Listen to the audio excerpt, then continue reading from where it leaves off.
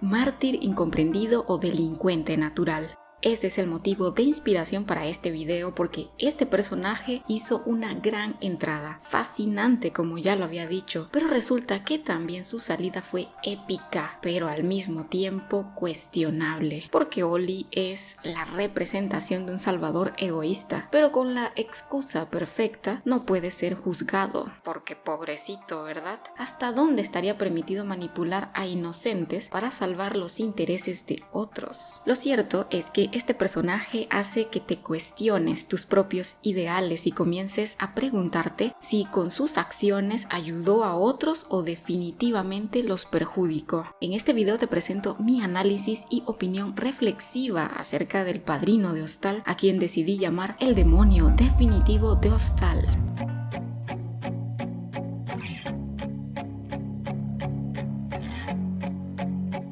Oli como personaje me llamó la atención desde el principio, pero me fue decepcionando conforme lo fui conociendo. Parte de su vida es un completo desastre. Muchas cosas para él fueron negadas, incluso cuando gozaba de libertad, cuando desconocía que el inicio de su existencia sería su cárcel personal. La pregunta que siempre en su mente estuvo es: ¿por qué no puedo ser como los demás? ¿Qué hay de malo en mí por ser diferente? Ser incluido o excluido daba igual, porque sin importar en qué lugar estuviera, nunca iba a pertenecer a ningún lugar, porque más allá de ser diferente, portaba un talento que lo hacía especial. Ese talento le hacía ver la vida sin dolor, sin sufrimiento y sin apegos. Sin saberlo, Oli tenía la clave para la tranquilidad que muchos deseaban tener. Un mundo en donde el sufrimiento ajeno y propio no le afectara en lo absoluto. Pero ¿qué es la vida sin emociones, sin tragedias, sin alegrías, sin tristezas? Probablemente un vacío gigantesco del que no puedes escapar, porque ¿de qué estarías escapando en primer lugar? La tranquilidad no siempre conduce a la alegría o a la tristeza. Es quizás una calma eterna en donde nunca sentirás nada realmente. Para Oli esto no significaba nada, porque ¿qué es la tranquilidad cuando no se conoce lo opuesto a ella? Quizás aquí sus padres están involucrados, como antes ya lo había dicho. La sobreprotección limitó a Oli a experimentar todo lo que la vida significa: compartir, disfrutar, equivocarse, aprender, básicamente como lo que esta historia quiere transmitir a través de las artes marciales, que más allá de mostrarse como una confrontación, es realmente una enseñanza de autoconocimiento y adaptación para poder enfrentar alguna adversidad.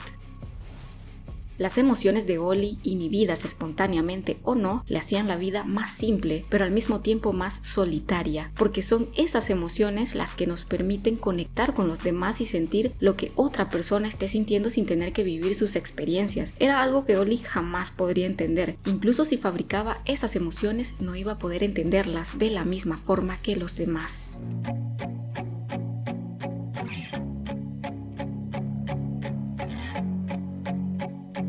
La condición de salud de Oli podría parecer ficción, pero es realmente una función natural del cuerpo que nos permite frenar el dolor para evitar el sufrimiento. Pero en el caso de Oli, este era algo patológico, en donde el dolor era prácticamente una condena imperceptible.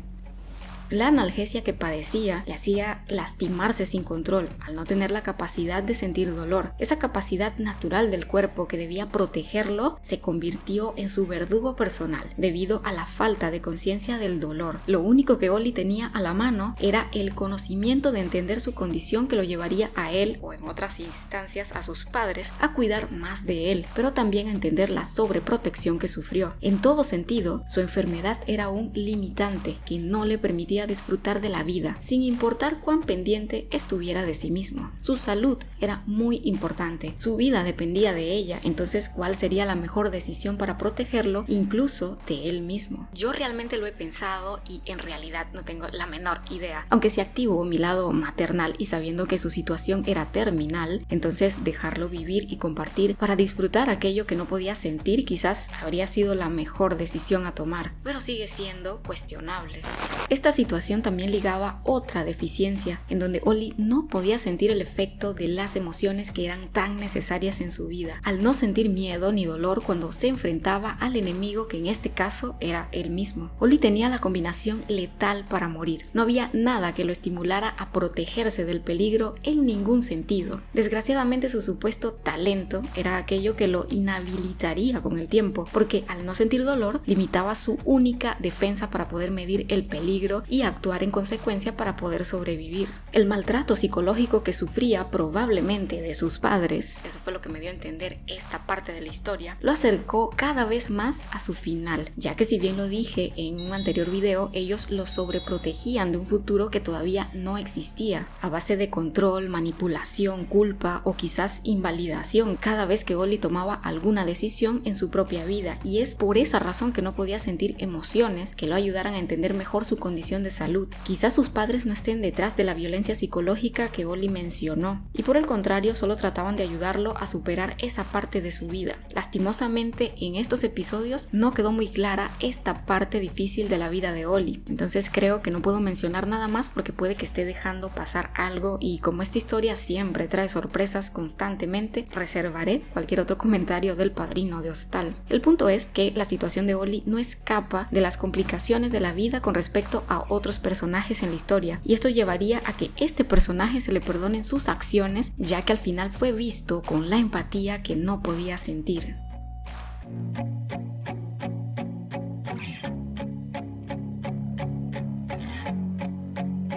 Si Oli no podía experimentar ningún tipo de emociones, ¿sería correcto llamarle egoísta? Después de todo, sus acciones estaban ligadas a su condición, entonces ¿cómo deberíamos verlo? ¿Como un egoísta o solo como un inocente inconsciente?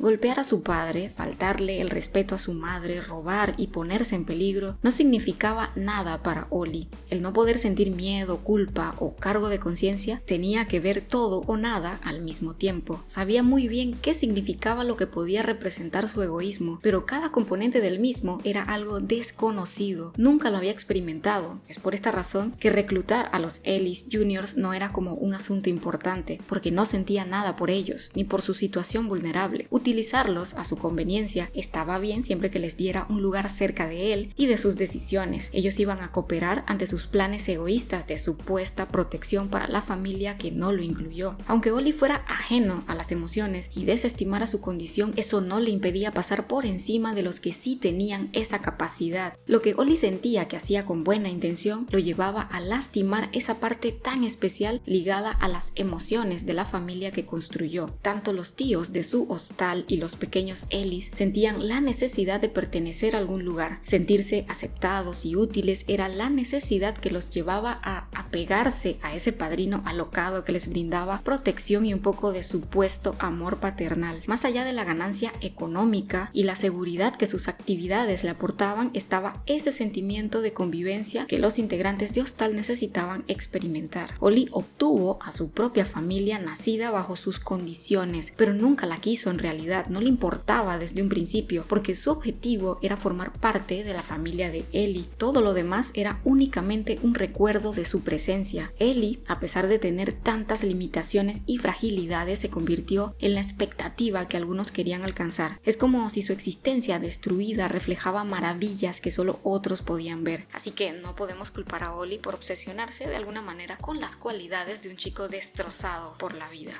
Las deficiencias de Oli le impidieron entender el deseo de Heather, lo que es entendible, pero no justificable, porque si Oli hubiese visto esto de la manera más pura y clara posible, según las intenciones de Heather, les habría dado la oportunidad de liberarse en el momento correcto, pero en su defecto, y así como lo hicieron sus padres con él, no les dio la oportunidad de ser libres bajo su protección, sino que los manipuló a su conveniencia, aprovechándose de sus heridas de abandono y de la inconsciencia social para darle sentido y efecto a su plan egoísta ligado al origen de Hostal. El deseo de Heather era realmente un deseo inconsciente de la necesidad de liberarse, por eso ella complementaba muy bien a Hostal, aunque no llegó a formar parte al igual que Oli. Su necesidad de libertad no se limitaba a ella o a sus futuros hijos. Era algo general que involucraba incluso a Ollie. Es por eso que al conocer a Ellie, ella sintió la necesidad de protegerlo, liberándolo de aquellas conductas peligrosas que de alguna manera lo mantenían preso de su propia condición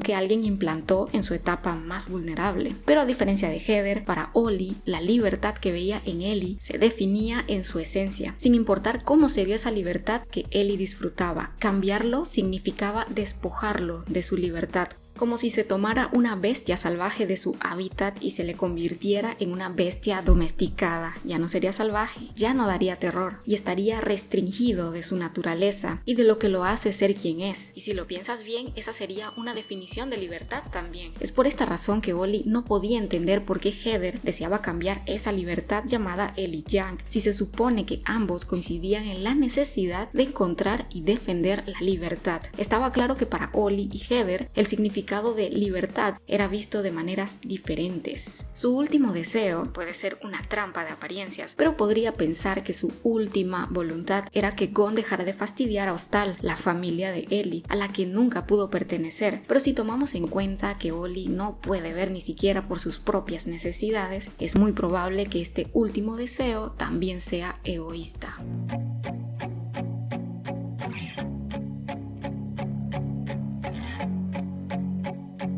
La liberación de Ollie siempre estuvo ligada al conocimiento de sus limitaciones. Sus necesidades iban más allá de ser el mejor o el peor. Su vida carecía de sustancia, entonces el conocimiento que pudiera darle una perspectiva más real de lo poco que pudo experimentar era determinante para el padrino de Ostal. Esto lo llevó a analizar lo que le transmitía la ausencia de Ellie y la libertad que vio en él. Entonces parecía estar obsesionado con descubrir una emoción que nunca había experimentado, divagando entre el miedo y la incertidumbre de pensar que podía estar equivocado por deberse a algo más. Ollie no podía entender por qué pensaba que lo que sentía era miedo. En teoría, él no podía sentirlo nunca. Entonces, ¿qué era esa obsesión? Su profunda introspección lo llevó a entender que quizás sentía culpa por primera vez en su vida, una ligera empatía hacia la ausencia de Heather. En su análisis pensó que le pesaba la conciencia por pensar que sus acciones pudieron haberle hecho daño a Heather, esa chica que lo acompañó en algún momento de la soledad que sufría a causa de las decisiones de sus padres. El no sentir nada lo llevó a estar en una completa oscuridad. Aquel peso de conciencia era quizás la voluntad de Heather de liberarlo de aquella carencia que indirectamente lo hacía sufrir. Aunque esto es un pensamiento poético de mi parte, porque me gusta la idea de pensar que así se reflejaba el impacto que causó la presencia de Heather en Ollie. Él no podía sentir culpa, sino gratitud por recibir ese beneficio de su mejor amiga. En su momento de éxtasis sintió que el sentir gratitud por el peso de conciencia era una firme declaración de que era igual que los demás y que no era diferente al resto, pero en realidad solo fue un reflejo del comportamiento que siempre tuvo en todo momento como padrino de Ostal. En mi opinión, Ollie sí era un psicópata y dejó rastros que lo confirman, al tratar a los pequeños Ellis como objetos esenciales para lograr sus objetivos, sin importarse en las consecuencias y el daño que les podía estar causando. La libertad experimentada por Ollie fue pensar que a través del análisis exhaustivo encontró la clave para entenderse, al sentir una especie de emoción por primera vez, y todo estaba ligado a entender una situación complicada por observación sin la intromisión de sus padres, aunque esto pudo haberlo llevado a ser vencido por sus luchas internas.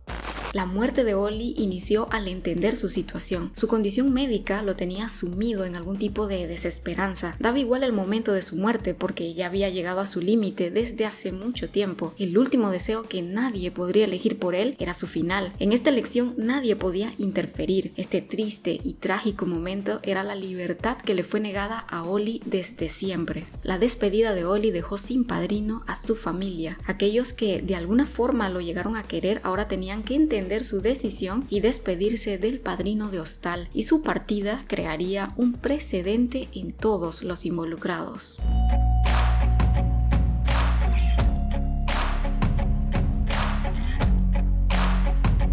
Con la despedida de Ollie es importante preguntarse si este realmente será el final definitivo de Hostal de la forma en que se inició, porque recordemos que Hostal es básicamente el equipo más salvaje y trágico de la región, según mi opinión. Nunca estuvo destinado a generar dinero, influencias ni control. Su única misión era formar una familia, pero así como su familia fue forjada en la desgracia, de la misma manera habría de terminar. Todos los que pertenecieron a Hostal se sintieron seguros y protegidos. Aunque se abusara de ellos dentro de Hostal, es muy probable que sientan que deben buscar un lugar igual o crear uno parecido para poder sobrevivir en la crueldad que representa vivir en la calle. Imagino que no será el final de Hostal, porque las acciones de Ollie generaron un cambio en aquellos que su presencia marcó. Entonces es muy probable que los Ellis aún no se hayan liberado del dogma del demonio definitivo de Hostal, pero sería un caso especial por ser quizás un tanto diferentes a Ellie, porque perdieron a alguien importante que les enseñó un norte a seguir para sobrevivir, y desde su propia perspectiva Ollie fue quien los liberó al final.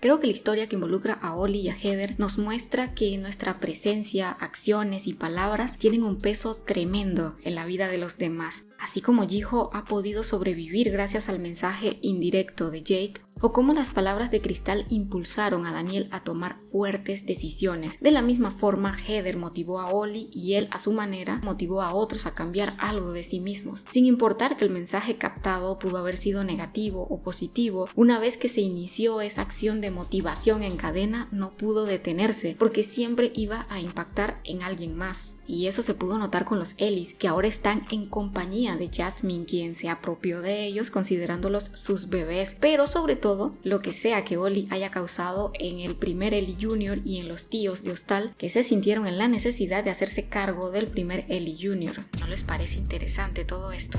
Tomando en cuenta todos estos detalles, entonces debes decidir si Ollie es un mártir incomprendido o un delincuente natural. Si este video te gustó, por favor dale me gusta, compártelo y cuéntame qué te pareció este gran personaje de apariencias. No olvides suscribirte activando las notificaciones porque eso me ayudaría muchísimo. Gracias por ver este video. Hasta la próxima.